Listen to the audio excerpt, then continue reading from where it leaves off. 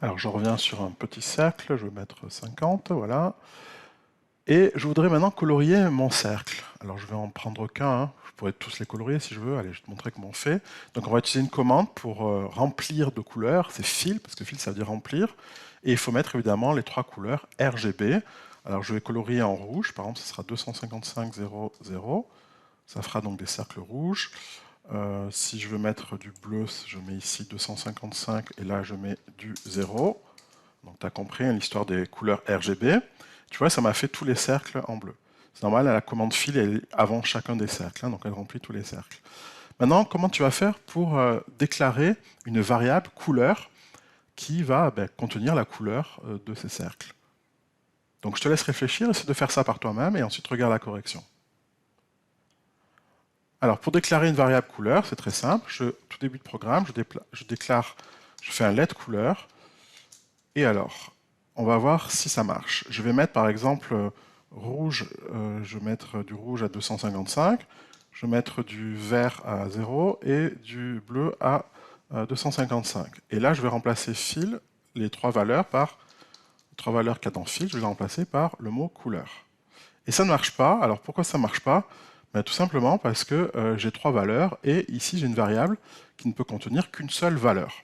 Donc, on va essayer, on va mettre des parenthèses, parce que ça a marché. Eh bien non, tu vois, j'ai beau exécuter, je n'ai pas ma couleur rose escomptée, et si je mets du 0, là je devrais avoir du bleu, je ne l'ai pas. Donc ça veut dire quoi? Ça veut dire qu'il va falloir stocker les trois couleurs, non pas seulement une variable couleur, mais les trois couleurs. Donc je vais devoir stocker la variable rouge, la variable vert et la variable bleu. Donc je vais donner des valeurs à chacune de ces variables. Donc pour le rouge, je vais mettre avec 255, le vert 0 et le bleu 0. Et maintenant, je vais remplacer ici par rouge, vert, bleu. Donc j'aurai trois nombres. Et du coup, alors il me dit, il y a une erreur là, voilà. Donc du coup, j'ai bien du rouge. Hein. Si je mets le rouge à 0, j'aurai du noir, forcément. Si je mets le bleu à 255, j'aurai du bleu. Si je mets du vert et du bleu, ça va faire quoi? Du vert et du bleu, ça fait du bleu cyan.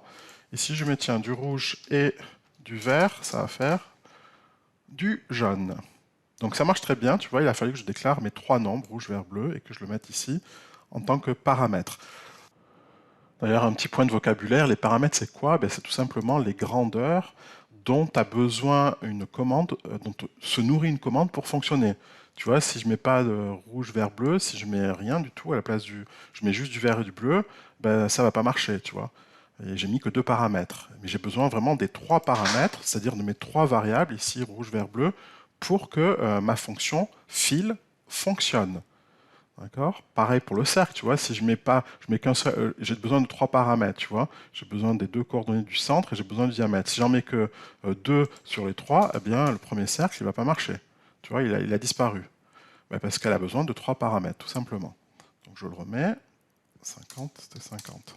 Donc un paramètre, c'est en fait les variables qui sont nécessaires pour qu'une fonction fonctionne, justement.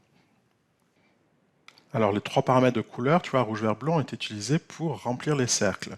Est-ce qu'on ne pourrait pas utiliser ces trois variables également pour faire fonctionner notre commande background? Eh bien oui, hein, parce qu'on a besoin aussi de trois couleurs, rouge, vert, bleu. Donc j'ai qu'à mettre, alors si je mets les paramètres rouge, vert, bleu dans la commande background, rouge, vert, bleu, du coup mon fond d'écran sera de la même couleur que mes cercles, hein, puisque c'est les mêmes valeurs. Okay. Donc si je change par exemple ici le rouge, je le mets à 0, là j'aurai du vert. À la fois pour les cercles et à la fois pour le background.